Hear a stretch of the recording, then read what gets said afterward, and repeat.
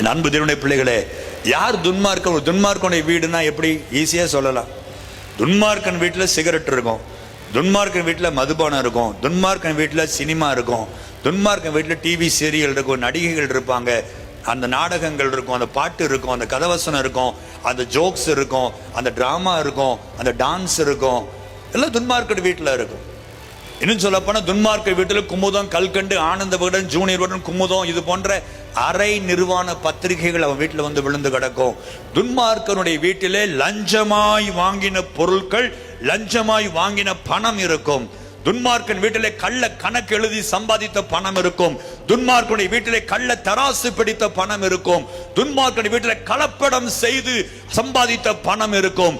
துன்மார்க்கனுடைய வீட்டிலே அடுத்தவர்களை வஞ்சித்து ஏமாற்றி திருடின பொருட்கள் துன்மார்க்கனுடைய வீட்டிலே இருக்கும். இவைகளோடு கூட என் கர்த்தருடைய சாபமும் இருக்கும். நீதிமான்களின் வாசஸ்தலத்தையோ அவர் ஆசீர்வதிக்கிறார். நீதிமானின் வாசஸ்தலம் எப்படி இருக்கும்? நீதிமானின் வாசஸ்தலத்துல ஜெபம் இருக்கும், நீதிமானுடைய வீட்டுக்குள்ள பைபிள் ரீடிங் இருக்கும், நீதிமானுடைய வீட்டுல குடும்ப ஜெபம் இருக்கும், நீதிமானுடைய வீட்டுல பரிசுத்தம் இருக்கும், நீதிமானுடைய வீட்டுல அவன் உழைத்து சம்பாதித்து வாங்கின பொருட்கள் மட்டும் அவன் வீட்டுக்குள்ள இருக்கும். அவன் வீட்டுல வட்டி பணம் இருக்காது.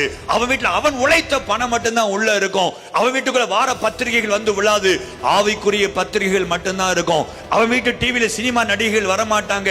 அவன் வீட்டு டிவியில ஒன்று நியூஸ் ஓடும், இல்ல ஸ்போர்ட்ஸ் ஓடும், இல்லனா கர்த்தருடைய செய்திகள் ஓடிக்கொண்டிருக்கும். கூடவே என் கர்த்தருடைய ஆசீர்வாதமும் இருக்கும்.